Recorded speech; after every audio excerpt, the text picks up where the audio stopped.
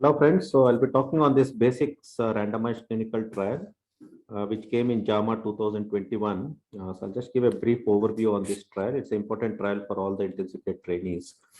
So the title of this trial was Effect of Intravenous Fluid Treatment with Balanced Solution versus 0.9% saline solution on mortality in critical ill patients. So I'm sure most listeners would have been aware of many trials that have come in this area. So there is another trial which has come after this called the PLUS trial. So before this, there was split trial and the SMART trial. So we'll just see as to what has been the take-home message from these trials. So the whole question that we have as hypothesis is whether balanced crystalloids, when compared with 0.9% saline, has ability to reduce the 90-day mortality, and whether balanced crystalloids are superior to 0.9% saline. So this study was done in 75 ICUs in Brazil between 29th May 2017 to 2nd March 2020. So the inclusion criteria for patients getting enrolled in this study was patients should have had one sign of hypoperfusion and one sign of fluid responsiveness, along with one risk factor for AKI. They should have one risk factor for AKI.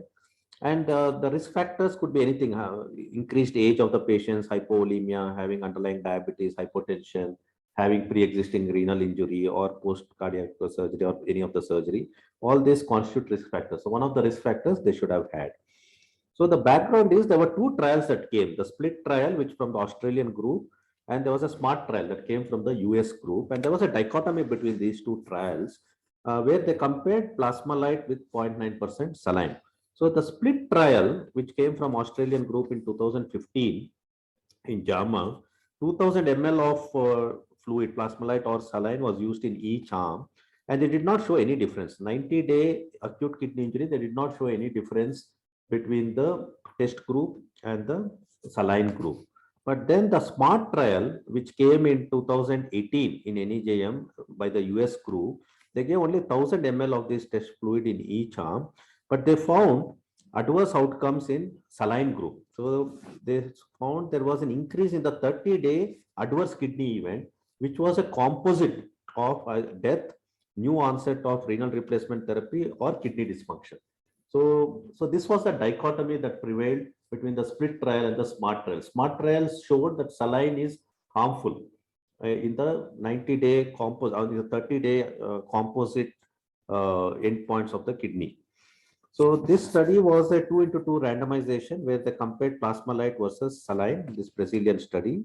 Along with this, they compared two infusion rates. So they gave a slow infusion in one group, 333 ml per hour, and one group they gave 999 ml per hour, and they compared whether rapid infusion had any bearing on the kidney dysfunction. So the hypothesis for that is there is an understanding that rapid infusion of fluids can damage the glycocalyx layer, and that can lead to worsening of kidney dysfunction, worsening of kidney function. So this is to test the hypothesis whether rapid infusion of fluids is the one which is causing harm. They compared slow infusion versus rapid infusion also in this particular study. And the patients were followed up for 90 days. So they had 11,052 patients enrolled for this study. And if you look at the primary outcome, which was the 90-day mortality between the balanced solution and 0.9% saline, they found there was no difference with the 90-day mortality. They looked at selected secondary outcomes, which was RRT within hospital admission, day 3 KDIGO score, day 7 KDIGO score. There was no difference between the balanced solution and the 0.9% saline. And they looked in when in the sepsis subgroup to see whether there was any difference between the balanced solution and the saline group. And even in the sepsis group, there was no difference with regards to 90-day survival between the balanced solution and the saline group. And so there was a concern that pre-randomization, that some of the groups may have got a saline which may have a bearing on difference in the outcome. So they looked at the groups which had got more than 1000 ml of saline in 24 hours prior to randomization to see whether this had any effect. And they found even there, they did not have any difference with regards to outcome between balanced solution and saline. Because in earlier studies, there was a point drawn that the pre-randomization saline possibly has had a bearing on influencing bad outcomes with regards to kidney injury, but that was not the case in this, because even when they took that subgroup, they did not find difference between the balanced solution and saline group. So in that way, there was a good sort of a statistical analysis taking different subgroups that was done in the study. But the one high point of this study that came is in traumatic brain injury. What they found is in traumatic brain injury, saline appeared to be much safer, because if you look at the mortality was high in balanced solution, 31.3% as compared to 21.1 in saline group, and that was statistically significant. So this was the striking sort of a feature that came out of this study, basically saying that basically in traumatic brain injury, it suggests that saline seems to be more safer than the balanced solution. And then they took the groups between the rapid infusion group and the slow infusion, and they looked at the 90-day mortality. There was no difference. So the hypothesis that rapid infusion will damage the glycocalyx and possibly that can worsen the kidney function did not appear to be true in this particular study. And they looked at various secondary outcomes between the slow infusion group and the rapid infusion, day 3 KDIGO, day 7 KDIGO, cardiovascular SOFA score, respiratory SOFA score, coagulation SOFA score, ventilation free days. There was no difference between the slower group and the rapid group. So very nicely done study, very elaborate, looking at various endpoints. They did not find any difference. So the strengths of this study was, this is one of the very large randomized controlled trial as compared to the split and the SMART trial. Very good randomization and very minimal loss to follow-up. Only 0.5% was lost to follow-up. And they had a good preprint statistical plan. Pre-study statistical plan was very good. But you have to look at the weakness of the study. So weakness is the median fluid that was administered was less than 1 liter per day. 24 hours, they only got 1.5 liter per day in each group, which is a very less amount of fluid to attribute difference in outcome for that amount of fluid in the clinical endpoints.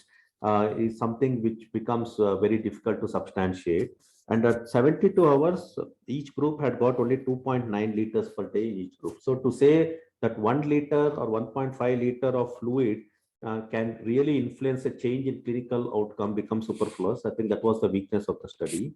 And the patients were very less severe. The acuity of the patients was very less because the median aperture was only 12, which means they took reasonably stable patients. They were not sick patients. And 40% of them, 50% of them were elective surgeries, and 40% of them did not have any hypotension, which again raises the concern whether they really needed this resuscitative fluid because they were non-hypotensive. So these were real weakness of the study. But another high point, which becomes a terrible weakness in this, is we attribute everything to chloride level. Chloride level as a hazardous to cause acute kidney injury.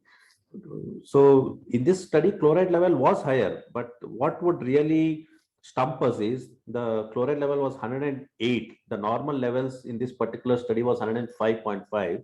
So chloride levels high by only 2 milliequivalents, would it really make a difference in the outcome? I think that becomes a very stark sort of a message that comes out, that chloride level did not reach to a higher level at which it could have possibly caused acute kidney injury, because the amount of fluids they gave was less and the chloride rise was very insignificant. Only 2 milliequivalents was the rise above the normal, which cannot possibly one would expect to cause any kidney injury. So these are some of the staring or a glaring weaknesses that came out of this study.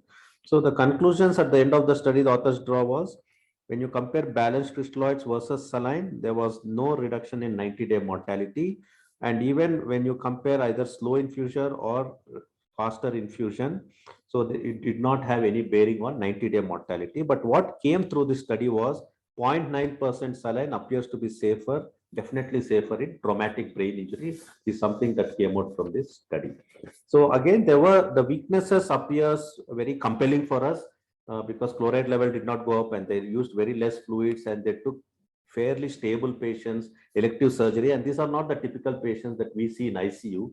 Whether we can extrapolate this to our practice remains to be seen. But at this point of time, 0.9% saline is here to stay, and possibly it becomes a fluid of choice in all traumatic brain injury. So our standard of practice, what we are doing, possibly won't change much. And there will be a slight move away from using balanced crystalloids because this is a larger study and really did not show huge difference. So thank you one and all.